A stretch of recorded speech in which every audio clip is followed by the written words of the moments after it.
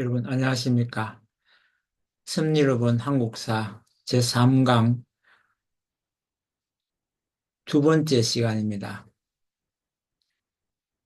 하늘을 중심한 신앙. 이번 시간에는 유교를 중심하고 설명을 올리도록 하겠습니다. 고대 중국의 문헌 산예경은 한민족의 특징으로 관대함과 박애정신, 예의가 바르고 청렴결백하고 자존심이 강한 그런 나라로 군자의 덕을 말하였습니다.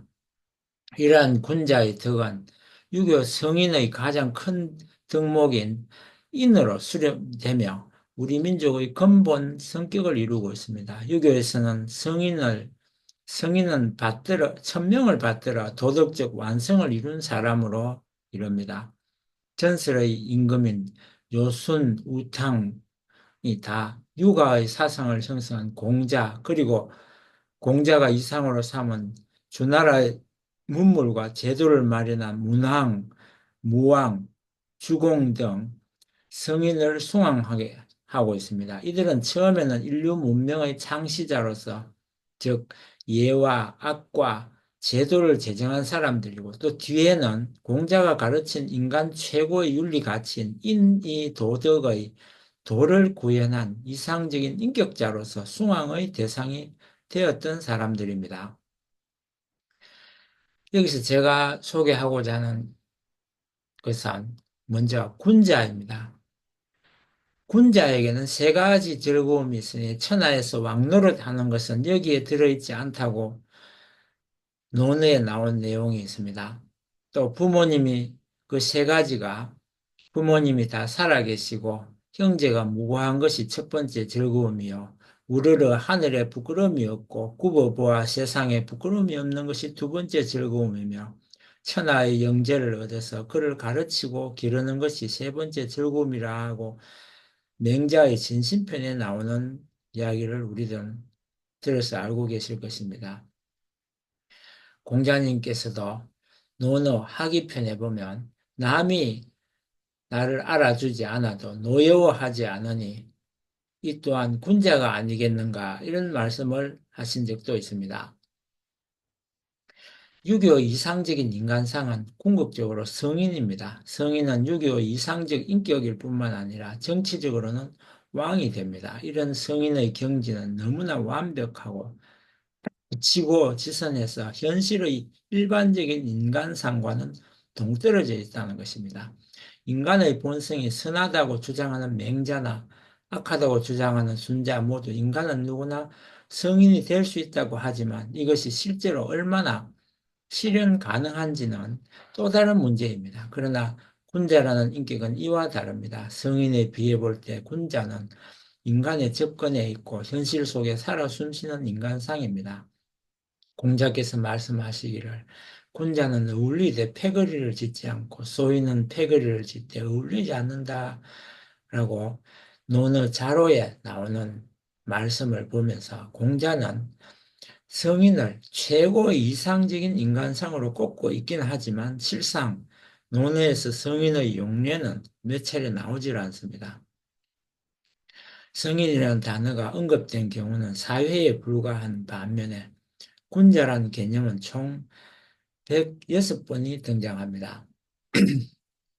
그래서 성인보다는 군자의 란 무엇인가에 대해서 제가 초점을 맞춰서 말씀을 드리고자 합니다. 논어에서는 이 군자라는 인격은 지고무상한 성인에 비해 한 단계 낮은 것으로 언급되고 있습니다. 군자는 성인의 경지에 이르지 못한 상태이지만 성인을 지향하고 있으며 자신의 이익밖에 챙길 줄 모르는 소인들을 지도하는 위치에 있는 존재들입니다. 이런 점에서 유교는 성인을 비롯해 현인, 인인 등 여러 가지 이상적 인격을 제시하지만 가장 대표적이고 현실적인 것은 군자라는 인격이라 할 수 있습니다. 성인은 태어나면서부터 완벽한, 완전한, 완성된 인격을 갖고 있는 데 비해서 군자는 스스로 노력하고 만들어가는 인격입니다. 군자는 처음에는 성인에 비해 낮은 데서 출발하지만 결국에 가서는 성인과 만나게 된다는 것입니다. 유교는 성인이란 절대적 인격을 통해 유교 이상을 정립했고 군자라는 현실적인 인간상을 제시했다는 것입니다. 이후 군자라는 인격은 유교 인간상의 전형이 되었습니다. 그리고 이 두 인격을 아울러서 성인 군자라고 합니다. 공자가 사숙을 열어 제자들에게 가르친 학문도 바로 군자학입니다. 군자는 제자들에게 군자학을 가르치면서 군자가 될 것을 독려하였습니다. 논의 내용도 군자론이라고 해도 좋을 것입니다. 군자라는 말은 공자 이전에 정치하는 귀족 계급 일반을 지칭하는 지위 또는 신분을 나타내었습니다. 즉, 원래 군자는 젊은 귀인, 귀공자, 양가의 자제 등의 의미였다가 귀인, 신사, 중한 남자라는 의미가 되었고 얼마 후 군인, 귀족, 일반을 가르치게 되기도 하였습니다. 고대 중국의 제국이나 제후국은 군인국가였습니다. 군자도 본래 무인이며 수레를 몰고 활을 쏘는 사수를 담당하던 사람들의 무예를 기본으로 합니다. 수나라 시대의 군사 교육이 예, 악, 사, 서, 수어의 6과목을 기초로 삼았던 것도 그것이 본래 군인 교육이었기 때문이었습니다. 그러나 군자는 덕치주의를 지향하기 때문에 제자들을 우수한 무인으로 만들기보다는 덕으로 교화할 수 있는 능력을 지닌 지도자로 양성하려 했습니다. 즉, 원래 군자는 무인이었으나 공자는 덕을 갖춘 문약하지 않고 용맹한 문인의 모습의 군자를 양성하려고 한 것입니다. 공자는 군자의 의미도 계급을 지칭하는 신분적 위계가 아닌 남을 교화할 수 있는 덕을 갖춘 지도자의 의미로 바꾸어 배움을 닦는 모든 이가 군자가 될 수 있다고 하였습니다. 공자의 가르침을 통해 살펴본 군자는 현실 세계에 머무르지 않고 이상을 추구하며 천명을 알고자 하는 자입니다. 그리고 자신에게 주어진 천명을 자각하고 이를 발견하여 도덕의 수행을 통해 인격을 완성하여 천인합일의 경지를 추구하는 자입니다. 군자는 끊임없는 내적 수양을 통해 인격 완성을 이루고자 하며 인격 완성을 이루기 위한 수기의 방법으로 성리학에서는 거경과 궁리를 제시하고 있습니다. 거경은 내면의 특성을 함양하는 것이며 궁리는 외부 세계의 사물의 이치를 궁구하는 것입니다. 군자는 이런 학문적 방법을 통해 수양을 하며 길러진 덕을 통해 남을 다스리는데 자신을 확장시켜 나갑니다. 곧 군자는 세상에 참여하여 사람과 백성을 편안하게 하고자 노력하는 것, 자를 말하는 것입니다. 군자의 규율로 군자 3계와 군자 3외가 있습니다. 3계는 세 가지 경계해야 할 것으로 젊어서 혈기를 바로 잡히지 않았을 때 여색을 경계하고 장성하여 혈기가 꽉 차고 강성해질 때 싸움을 경계하고 늙어서 혈기가 쇠진하면 물욕을 경계해야 한다 하였습니다. 그리고 3외는 세 가지의 경외해야 할 것인데 하나는 천명이요 또 하나는 대인이요 또 하나는 성인의 말씀이라 했습니다. 이는 논어 게시편에 수록된 내용입니다. 영어로는 모두가 이를 젠틀맨이라고 군자를 번역을 하지만 중국 발음을 하면 슌지라고 표기하기도 합니다. 고대 그리스에서는 칼로스라 했습니다. 아름답고 좋은 사람이라는 표현도 있는데 동아시아에서는 그 뜻에 맞는 한자가 군자와 뜻이 통하는 것입니다. 시경에서는 인밀이라고 부르기도 했습니다. 그래서 우리가 선생님, 임금님 하는 것도 이 군자의 뜻이 있는 것입니다. 그 내용에는. 그래서 시경에 적힌 내용을 보면 아름다운 임이여 끝내 잊지 못하겠네. 이런 말이 있습니다. 이렇게 중국의 유학이 한반도에 들어오면서 군자국을 꿈꾸게 됩니다. 한반도 국가의 별칭으로 봉황이 사는 곳으로 알려지기도 했습니다.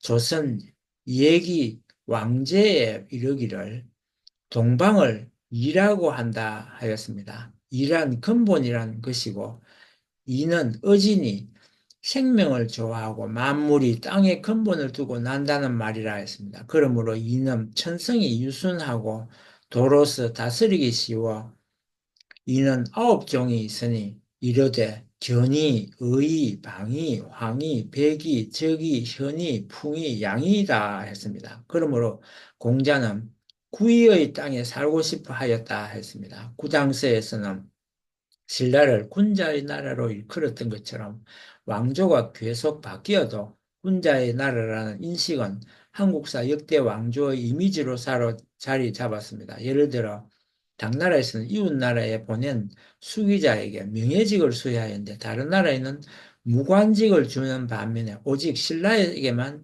문관직을 주었고 구당서에서는 당현종이 지식이 발달해 중화와 비슷한 정도라고 언급할 정도로 지식인의 나라라는 인식이 우리 한민족에게 있었습니다.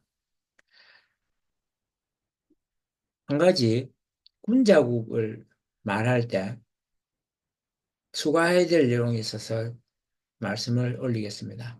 덕지 사상을 구체화한 이는 공자의 재전제자인 맹자였습니다. 그는 부국 강병책을 묻는 양해왕에게 왕께서는 어찌 이익을 말씀하십니까? 오직 이니만 있을 뿐이라고 대답하면서 왕께서 어떻게 하면 내 나라를 이롭게 할 수 있을까 하시면 대부들은 어떻게 하면 내 집안을 이롭게 할까 합니다.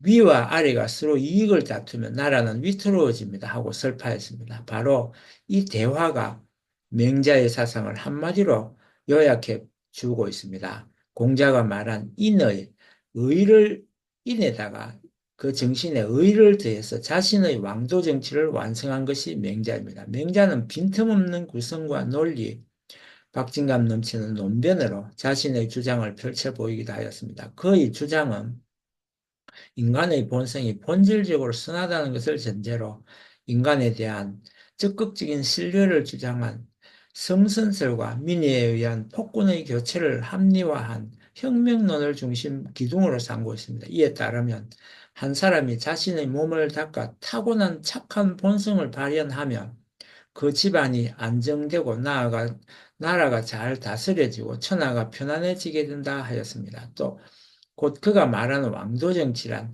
한 사람이 도덕적으로 완성하게 되면 그것이 주위 사람들을 교화해 선정으로 나타나는 것이며 나아가 모든 백성이 안정된 생활과 풍부한 교양을 지니고 도덕적인 질서를 지켜 나간다면 왕도 정치가 실현될 수 있다는 것입니다.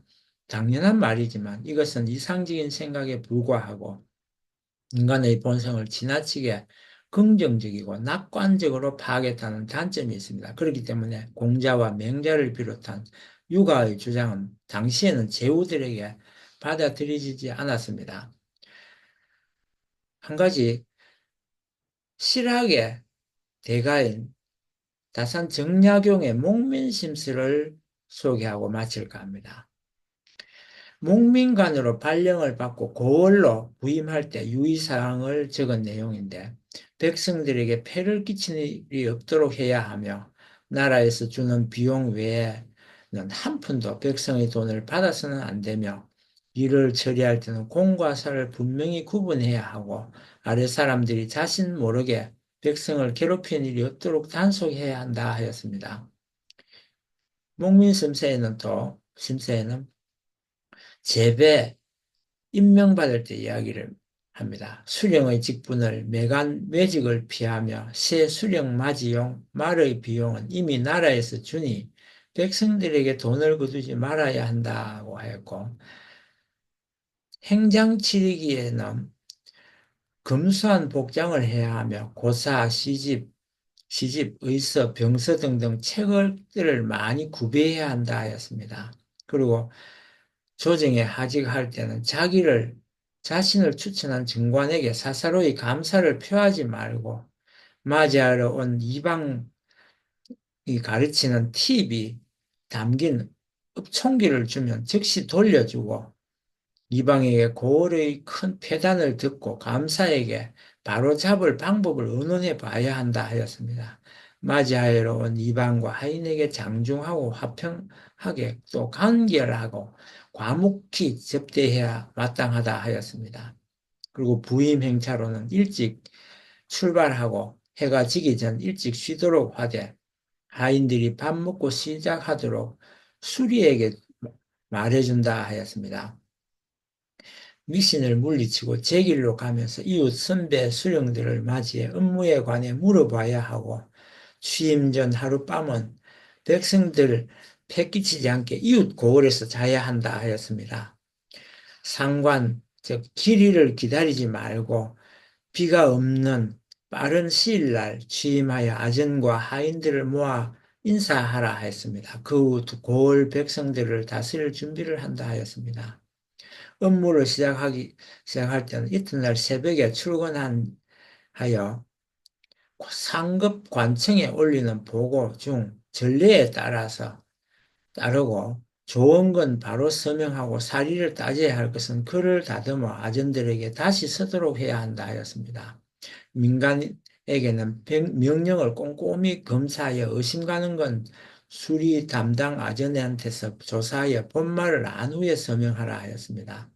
백성들에게는 고을 폐단에 대해 의견을 구하고 그 폐단에 대해 최대한 서명을 미루고 개혁을 도모하라 하였습니다. 모든 관청일에는 귀하기를 넉넉히 주선할 수 있게 한 다음 이를 분명히 하고 거듭 알린 후에도 귀하기를 어기는 사람은 약속대로 벌을 시행하라 하였습니다. 화공을 구해 그림 그리는 사람을 말하는데 고을 지도를 그려서 관아벽에 걸어두도록 하라 하였습니다. 또 율기 6조에 보면 목민심서에 나오는 내용을 보면 율기는 몸을 다스리는 규율이라는 뜻으로 목민관이 지켜야 할 생활 원칙을 말합니다. 먼저 바른 몸가짐을 가져야 한다고 했는데 목민관은 몸가짐을 절도 있게 해서 위엄을 갖추어라 했고 그 위엄이란 아래 사람들이나 백성들을 너그럽게 대하는 동시에 원칙을 지키는 것을 통해 자연스럽게 나타나라 했습니다. 그리고 청렴한 마음을 가져야 하는데 마음가짐은 언제나 청렴 결백해야 한다 했습니다. 다른 사람의 청탁을 받아서는 안 되며 생활은 언제나 검소하게 해라 했습니다. 그리고 집안을 다스리면 집안을 잘 다스린 것도 목민관의 중요한 덕목이라 하였습니다. 지방에 부임할 때는 가족을 데리고 가지 말아야 하며 형제나 친척이 방문했을 때는 오래 머무는 일이 없도록 해야 한다 하였습니다. 그리고 청탁을 물리치기에는 이는 쓸데없는 청탁이 오가고 물자가 낭비되는 일을 막기 위해서라 하였습니다. 그리고 씀씀이를 전략하라 했는데 모든 것을 전략하고 아끼라 했습니다. 그리고 베풀기를 좋아하라 했습니다. 아낀 것을 백성들에게 은혜를 베푸는 것 또는 목민관이 지켜야 할 원칙이라 하였습니다. 목민관의 업무 내용과 그 처리 방법을 자세하게 제시하는 것이 봉공육조인데 먼저 가르침을 펼칠 때는 목민관의 가장 중요한 임무는 임금님의 뜻을 백성에게 잘 알리는 일이라 했습니다. 나라에 큰 일이 있을 때 교문이나 사문과 같은 공문서를 각 고을에 내려보내는데 글이 너무 어려워 일반 백성들이 그 뜻을 이해하기 힘들었으므로 목민관은 이것을 쉽게 풀어서서 백성들에게 알려주어라 했습니다. 그리고 법도를 지킴에 있어서도 목민관은 법을 잘 지키는 한편 지방에서 내려오는 잘못된 관행을 바로잡는 데 힘쓰라 했습니다. 그리고 예의 있는 교제를 하라 했는데 상대에게 예의에 맞춰 백성에게 화가 미치지 않도록 하고 특히 친분이 있더라도 감사와 감령에게 예를 극진하게 할 것이 하라 하였습니다. 상급 관청이 아전과 하인들을 조사하면 주의에 맞게 순종하되 악이 없는 과오로 나온 경우에는 죄인을 호송하는 문서에 사정을 해명하고 용서를 빌으라 했습니다. 만약 악의가 있을 경우엔 사직서도 써서 같이 제출해서 감사가 굽혀서 사과하면 정서를 볼 것이고 아니면 무례하게 굴면 사직하라 하였습니다. 그리고 보고서는 공문서는 정해진 기간 내에 완벽하게 처리하라 했습니다. 그리고 공물 바치기에는 또한 공납과 같은 세금을 공정하게 징수해서 아전들이 부정을 저지르는 일이 없도록 철저히 단속해라 하였습니다. 그리고 왕력으로서 차출되는 일이 있어서 부역을 할 때는 외국 선박이 표류에 들어오는 경우에는 예의를 갖춰 잘 보살펴 주어야 하며 그들에 관한 모든 것을 빠짐없이 기록해 상부에 보고해라 했습니다. 이때 그들의 좋은 점은 보고 배워야 하며 백성들에게 폐를 끼치는 일이 없도록 하라 하였습니다. 그리고 예민 6조에 보면 백성을 사랑하는 방법을 가르치고 있습니다. 먼저 노인 복량에 있어서 목민관은 노인을 공경하며 불쌍한 백성을 보살펴야 할 의무가 있다 하였습니다. 그리고 어린이를 보살필 때는 백성들을 타일러 자기 자신들의 자식들을 기르게 하고 내버려진 아이들은 거두어주고 길러주어야 한다 하였습니다. 가난한 자를 구제함에 있어서 특히 사궁, 사궁이라는 것은 네 가지 호라비, 과부, 고아, 독거노인을 말하는데 이를 구제하는 데 힘써라 하였습니다. 그리고 상을 당한 자를 도와줘야 하는데 집안에 초상이 난 사람에게는 요역을 면제해 주라 했고 그리고 병자를 돌봄에 있어서 환자에게는 정력을 면제해 주어라 했습니다. 재난을 구하는 데 있어서는 농민과는 자연재해가 나지 않도록 항상 대비해야 하며 재해가 생겼을 때에는 백성을 위로하고 구하는 데 힘써라 하였습니다. 이렇게 예로부터 한민족은 유교의 성인의 뜻을 하늘의 뜻으로 알고 인간 세상에 구현하는 사람으로 이해하기로 했습니다. 대표적인 성인인 공자는 사회의 도덕적 기초를 다진 사람으로 하늘의 뜻을 받들어 사회적 조화와 평화를 이루려 하였습니다. 이처럼 군자국의 천품을 가졌던 한민족은 유교적 성인의 이상을 추구해 오면서 하나님의 이상을 실현하고 도덕적 생활과 사회의 기틀을 마련하고자 하였던 것입니다. 특히 조선시대에는 그 유학의 성인의 이상을 한반도에 군자국을 세워서 직접 실행해 보고자 이 한민족의 유교 사상을 바탕으로 한 나라를 건설하고자 하였던 것입니다. 그 다스림에 있어서 왕도 정치를 직접 또 덕치를 베푸고자 한 그것이 바로 조선의 정치의 이상이었다는 것입니다. 그렇게 함으로써 전 국민의, 전 백성을 왕조로서, 즉 덕치로서 가르치는 노력을 우리들은 받았고 그 영향을 한민족은 받았다는 것입니다. 그래서 이 한민족을 중심하고 바로 이상적인 정치 사상을 펼치고자 했던 성인의 가르침을 우리들은 지금도 전통으로 가르치고 또 배우고 그것이 한민족의 정신 이상에 포함되어 있다는 점을 말씀드리면서 여기까지 하고 마치겠습니다. 다음 시간에는 정감록과 경암록에 대한 예언서에 대한 소개를 해드리도록 하고 여기서 마치도록 하겠습니다. 끝까지 들어주셔서 감사합니다.